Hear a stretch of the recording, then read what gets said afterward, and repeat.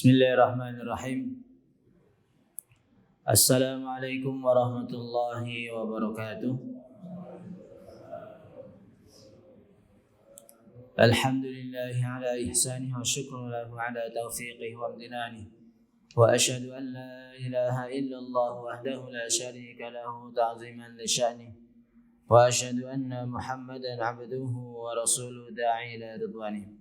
Allahumma fa inna nusalli wa nusallim ala nabiyyina Muhammadin wa ala alihi wa ashabihi wa man tabi'a hudahu wa istanna bi sunnatihi ila yaumiddin.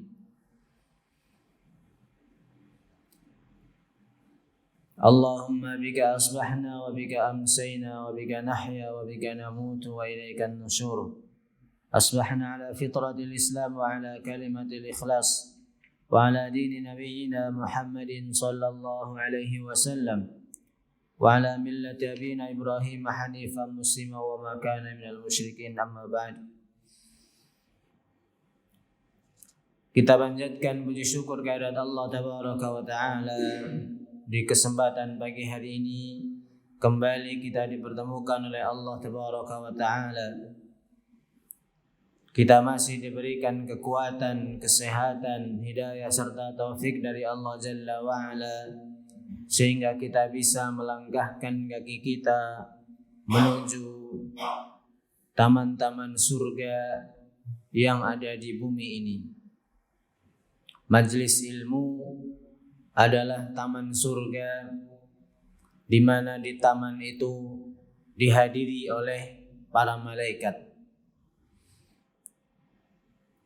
Oleh karenanya kita berharap semoga Allah tabaraka wa ta'ala berkenan memberikan kepada kita ilmu yang bermanfaat, sehingga bisa kita amalkan sebagai bekal kita menghadap Allah Jalla wa'ala. Amin ya rabbal alamin.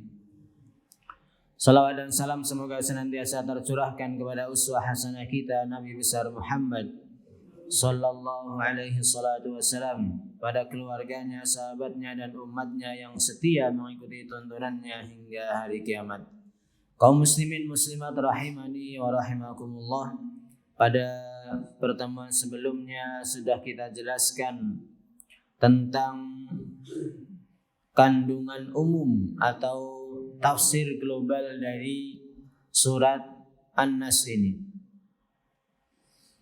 Kata Imam As-Sa'di rahimahullahu ta'ala ketika menjelaskan tentang tafsir global ini, bahwa surat An-Nas merupakan suatu surat yang mengandung perintah agar kita memohon perlindungan kepada Rabbnya manusia, yaitu Allah Subhanahu wa ta'ala, penguasa manusia, sesembahan manusia.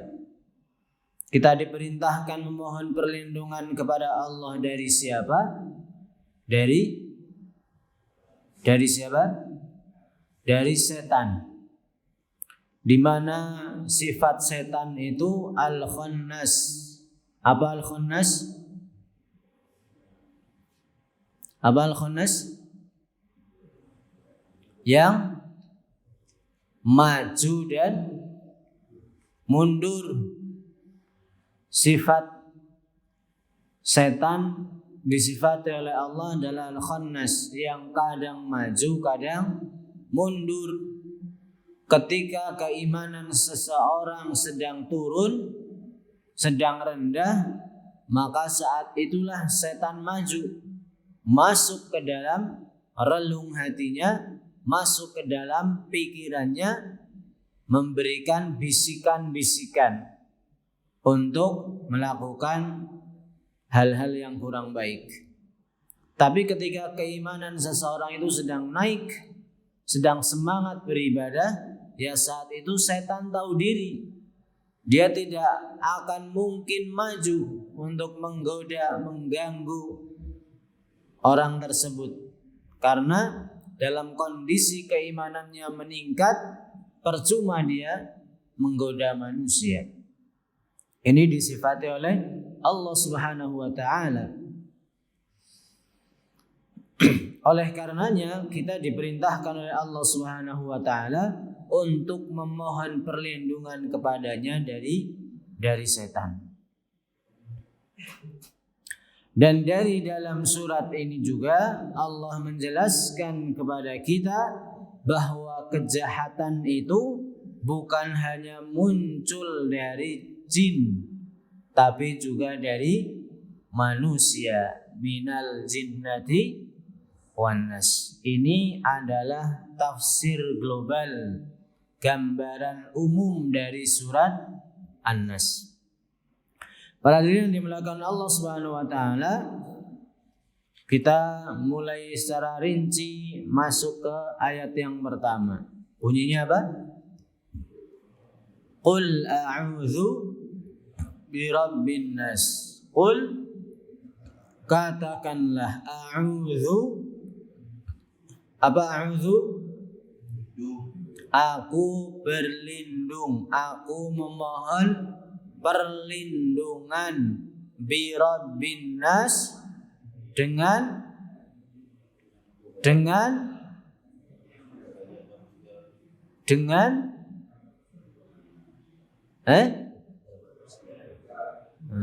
yang jawabnya Tuhannya manusia ketahuan.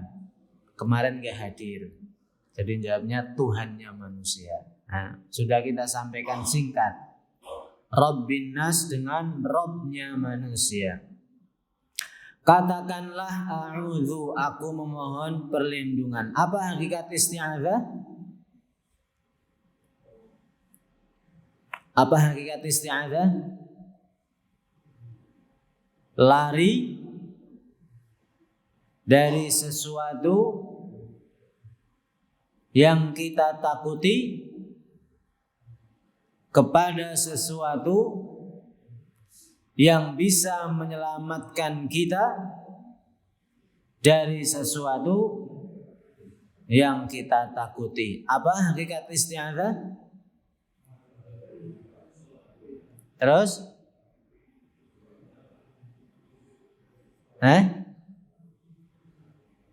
Enggak kayak Imam Ibnul Qayyim ya, sekali tok langsung bisa. Padahal pendek ini.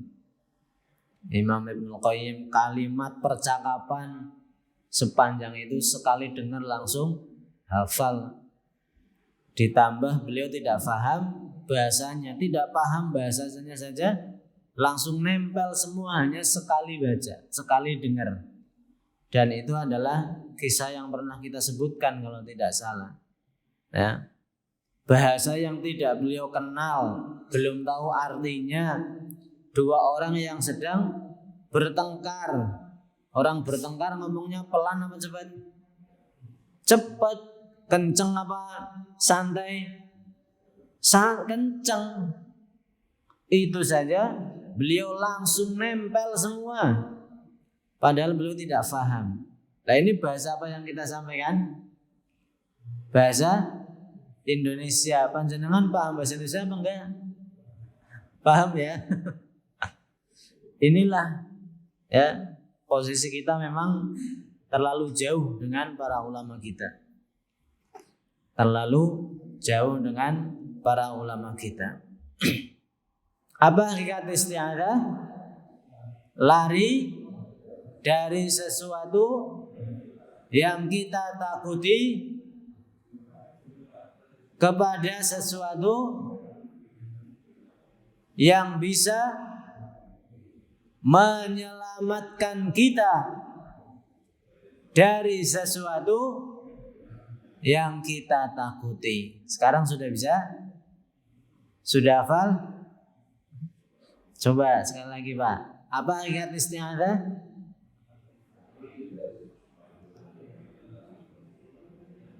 Terus?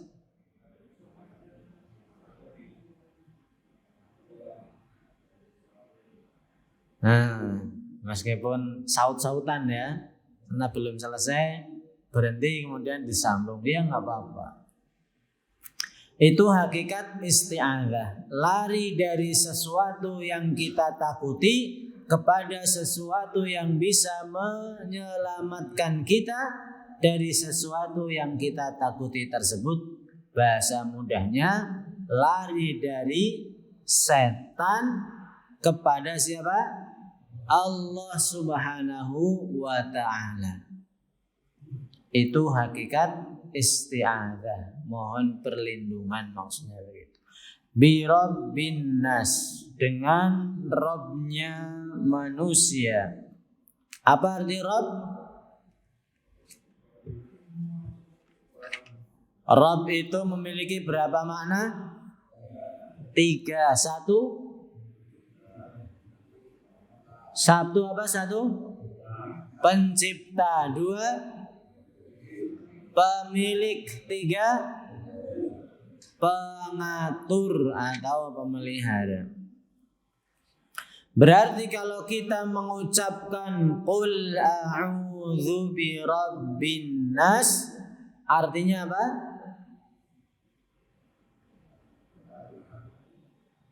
Aku memohon perlindungan kepada Rabb, yaitu apa? Pencipta, pemilik, dan pengatur manusia. Itu maksud ungkapan qul a'udzu birabbin nas. Kemudian para hadirin dimuliakan Allah Subhanahu wa taala, kita akan sedikit mengupas 3 sifat ini dan kaitannya dengan manusia. Yang pertama, Allah yang menciptakan manusia.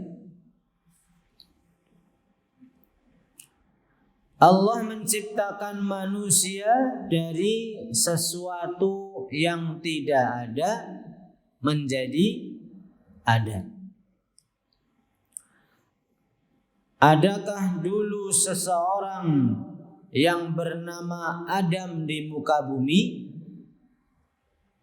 Sebelum Allah menciptakan segala sesuatu, ada Adam apa tidak? Belum ada. Belum ada.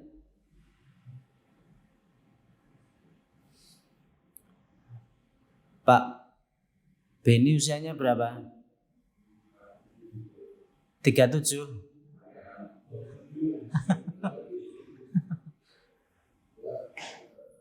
50 tahun yang lalu, apakah sudah ada yang namanya Bunyamin?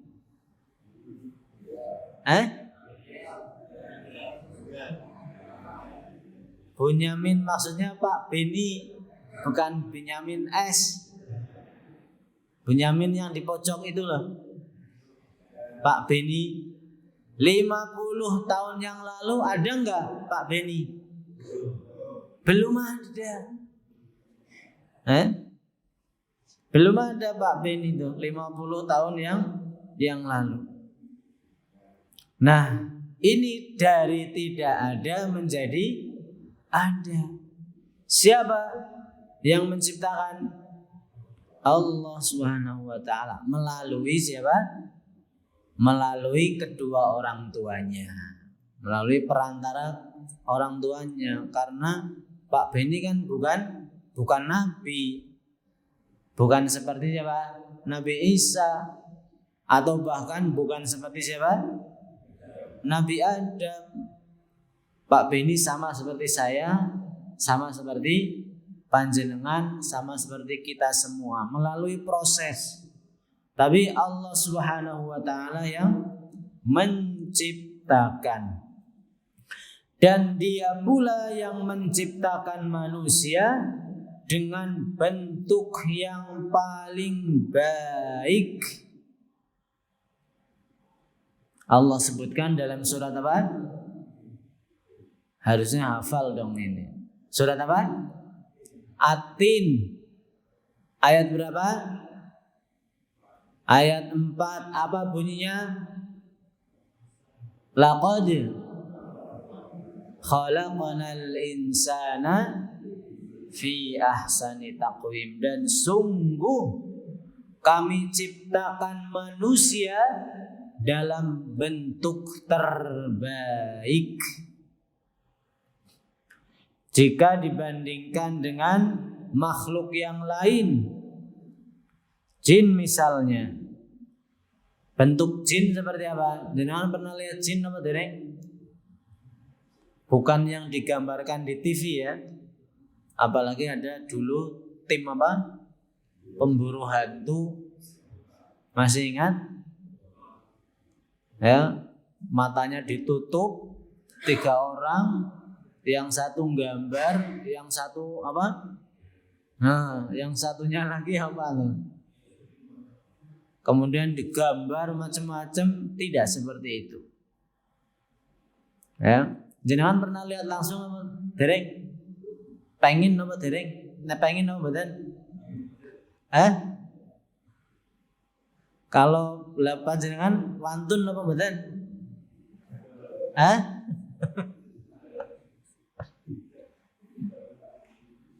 Gilapan ya. Mungkin sampai akan bisa lari terbirit-birit dan bisa terkencing-kencing barangkali karena belum pernah ketemu. Menunjukkan apa? Menunjukkan bahwa jin itu tidak sempurna, tidak baik. Beda ketika panjenengan ketemu siapa? Ketemu manusia yang lain. Pak Gondo ketemu Pak Daiman, takut tuh betul?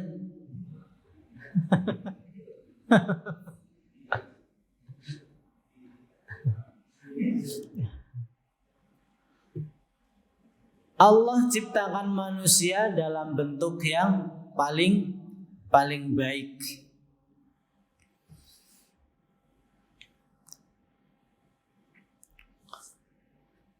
Baik dari sisi mananya? Ya dari banyak sisi. Ya, dibandingkan dengan hewan, dibandingkan dengan pohon, manusia itu jauh lebih baik bentuknya. Contoh, hidung kita letaknya di mana? Di bagian atas apa bawah? Di bagian atas. Pernah bayangin kalau hidung kita ada di kaki? Atau bahkan yang lebih buruk daripada itu? Bisa bayangin kalau hidung ini lubangnya ada berapa? 2. Pernah bayangin kalau lebih dari 2? Gimana bentuk lubang kita?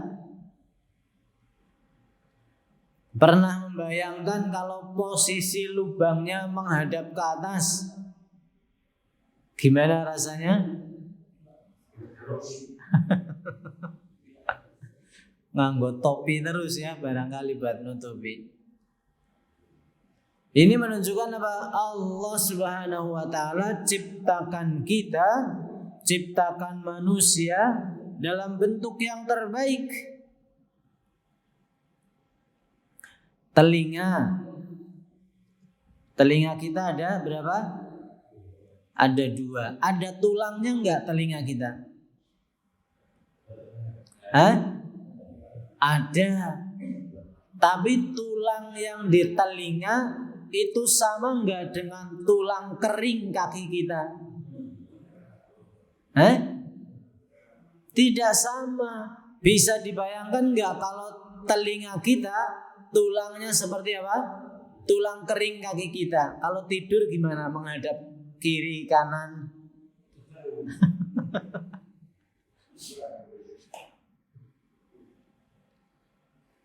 Terus kemudian kalau tidak ada tulangnya bagaimana? Glabre, kewer-kewer, apa itu? Ya, kayak bawah ini semua nih. Mungkin ya jadi apa? Sebagian orang akan jijik dan sebagainya dan sebagainya.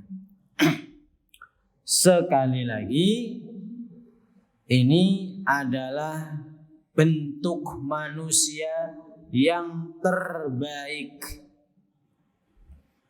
Jadi setiap anggota tubuh kita Allah Subhanahu wa taala sudah mengatur sedemikian rupa dengan ilmunya, bentuknya belum tangan kita, ya. Kenapa ada kukunya?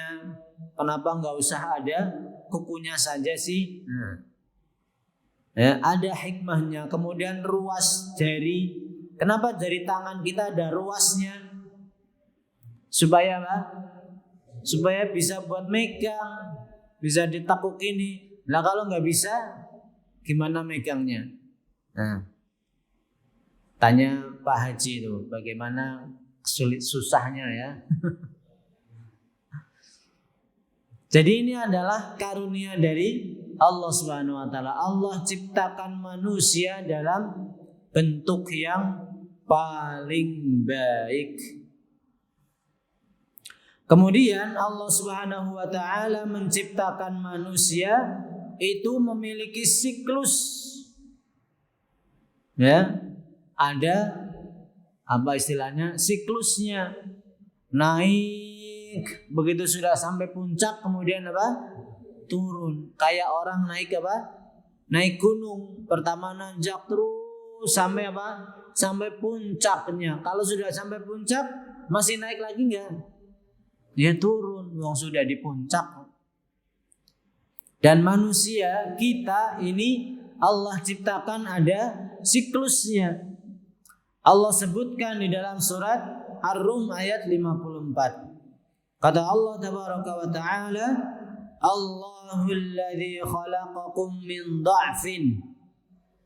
Allah yang telah menciptakan kalian dalam kondisi apa? Lemah. Ketika panjenengan baru lahir, kemudian langsung lari apa? Ada pernah kita lihat bayi begitu lahir kemudian apa? Lari? Enggak ada.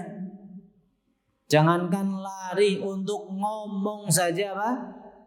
Belum bisa.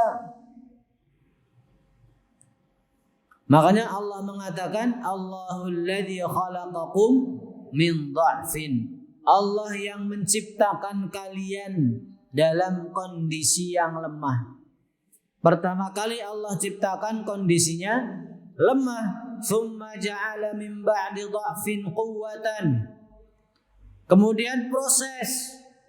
Setelah itu tumbuh anak-anak, dewasa, remaja, pemuda. Dari yang tadinya lemah kemudian apa? Tumbuh kuat sampai kepada puncak kekuatan. Yaitu di masa remaja, masa muda. Ya, makanya ada lagu apa? Masa muda, masa yang berapi-api. Karena apa? Karena semuanya dalam kondisi puncak, terutama fisiknya. Ya, terutama apa? Fisiknya. Ketika kita masih muda, hujan-hujanan, naik motor tanpa baju, barangkali apa? Kuat. Coba panjenengan sekarang. Pak Sono pripun? Siap no mboten? Numpak motor udan gimana, pulang-pulang langsung apa?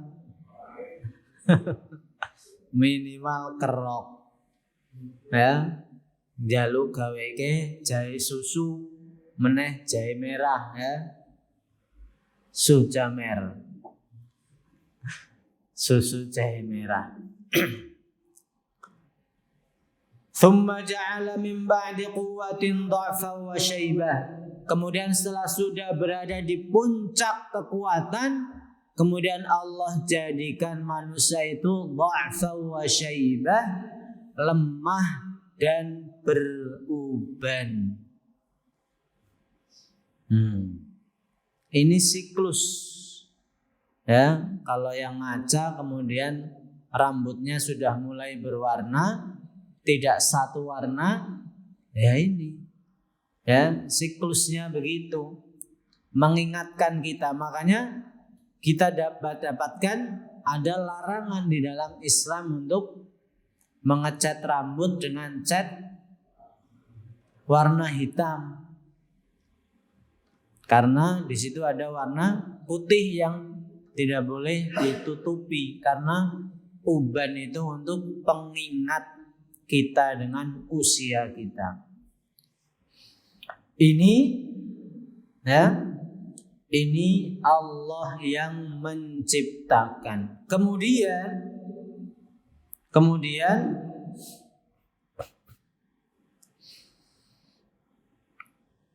ketika Allah Subhanahu wa taala pertama kali menciptakan manusia yang pertama, siapa manusia pertama? Nabi Adam. Sampai nanti hari kiamat sama apa tidak? Sama apa tidak? Kalau toh sama paling hanya berapa persen? Maksudnya tidak secara keseluruhan. Beda dengan pabrik gelas misalkan. Yang satu model.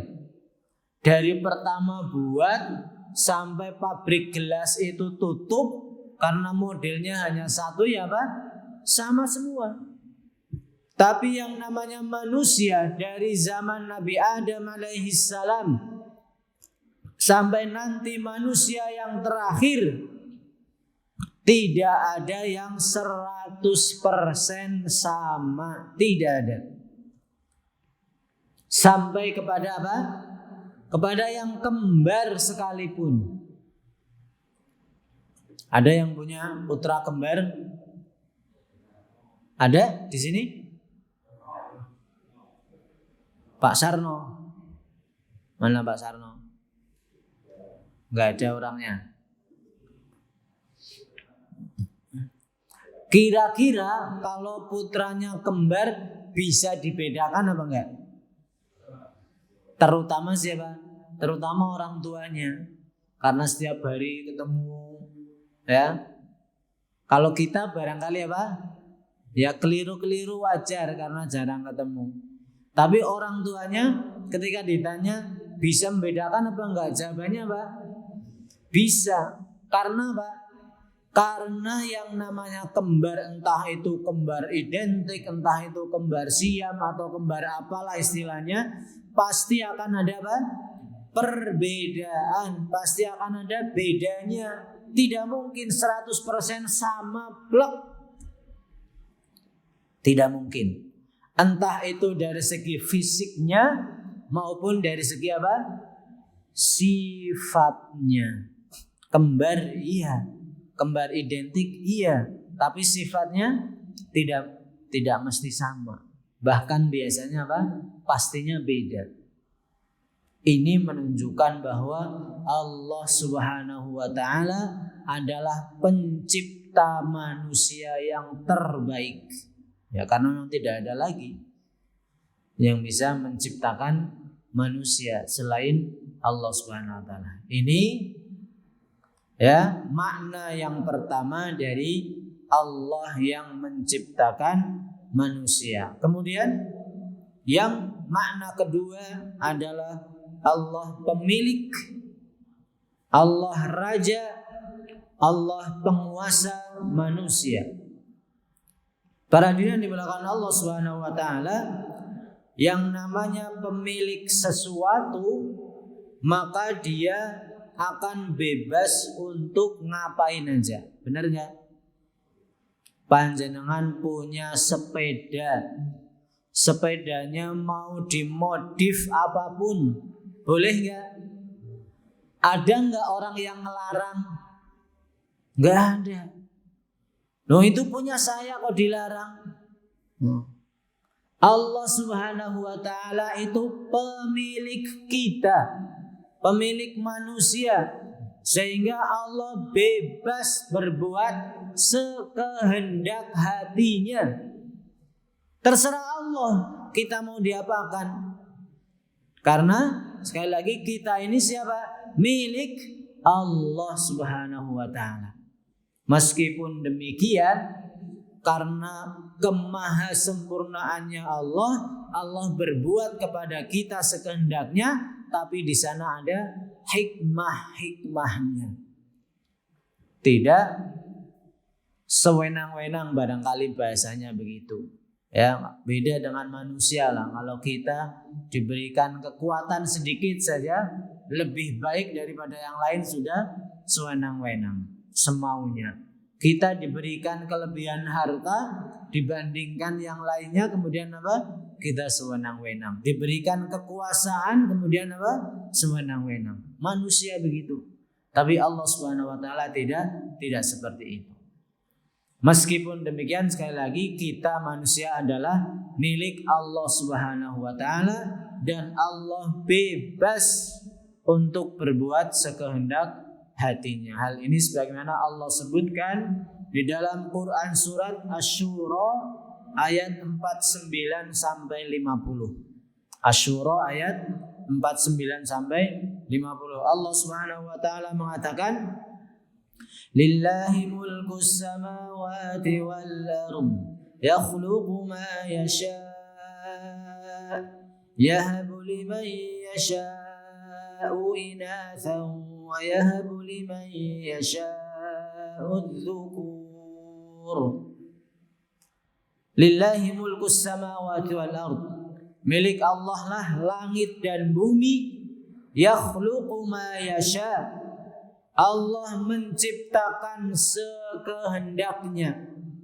Yahabu liman yasha'u inatha, Allah akan menjadikan, akan memberikan wanita kepada siapa yang Dia kehendaki, dan Allah memberikan laki-laki kepada siapa yang Dia kehendaki. Jenis pertama, Allah memberi anak perempuan kepada siapa saja yang Dia kehendaki. Ada orang berdoa berulang kali bikin apa? Bikin anak, ya Allah, mudah-mudahan saya diberikan perempuan, ternyata apa? Laki-laki. Sampai yang kelima tetap apa? Laki-laki. Nah, dan ini terserah Allah. Atau yang kedua wa yahabu liman yasha'u dzukur. Jenis yang kedua, Allah memberi anak perempuan. Ya, 1, 2, 3 perempuan. Keempatnya masih berharap laki-laki. Ternyata jebule apa? Perempuan lagi. Itu terserah apa? Terserah Allah Subhanahu wa ta'ala. Jenis yang ketiga, au yuzawwijuhum dzukranan wa inatha. Jenis yang kedua, Allah memberikan anak laki-laki dan perempuan. 1 sampai 4 gonta-ganti, laki perempuan atau laki-laki kemudian perempuan atau sebagainya. Pokoknya Allah berikan kembar, ya, laki-laki dan perempuan. Wa yaj'alu man yasha'u 'aqima. Tetapi ada yang Allah tidak berikan apa-apa, sehingga dia apa? Mandul. Itu terserah siapa? Sekali lagi terserah Allah Subhanahu wa ta'ala. Allah memberi sekehendaknya kepada siapa saja dari makhluknya. Dan sekali lagi, meskipun Allah berbuat demikian, Allah tetap memberi kepada manusia itu dengan hikmahnya. Kenapa laki-laki semua anaknya, atau kenapa perempuan semua anaknya, atau bahkan kenapa dia tidak memiliki anak, ada hikmahnya. Dan buat orang yang beriman, ketika diuji dengan ujian seperti itu, dia kemudian bagaimana? Sabar menerima, ya, sabar menerima ujian itu. Para hadirin yang dimuliakan Allah Subhanahu wa taala, Imam Bukhari meriwayatkan hadis yang agak panjang, ya, secara langsung saja, secara kesimpulan, meriwayatkan tentang cerita Ummu Sulaim dan suaminya yang bernama Abu Talha. Pernah dengar kisah ini? Saya kira semoga sudah pernah ya. Suatu ketika anaknya sakit keras. Sakit cukup serius lah. Kemudian hari itu sang suami Abu Talha harus pergi meninggalkan rumah karena ada pekerjaan. Karena pekerjaan dia harus keluar rumah, bahkan keluar kota untuk beberapa hari. Nah, saat Abu Talha ini pergi, kemudian apa? Anaknya yang sakit parah itu meninggal dunia. Dan Abu Talha tidak dikabari, belum dikabari. Kata sang istri kepada keluarganya yang lainnya, tidak ada satupun yang boleh bercerita kepada suamiku bahwa anaknya sudah meninggal. Biar aku saja yang bercerita. Biar aku saja yang bercerita. Ya. Cerita lengkapnya seperti apa? Ini akan kita sampaikan pada pertemuan berikutnya saja. Hadza wallahu ta'ala bishawab. Sebelum kita tutup, ada yang ingin bertanya, dipersilahkan.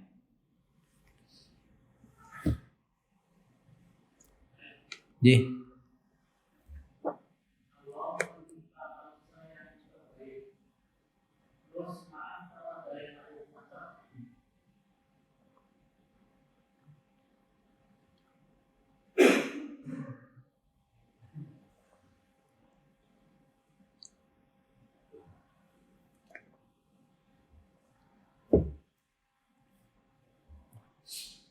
Baik. Ada yang mau jawab? Ji. Monggo.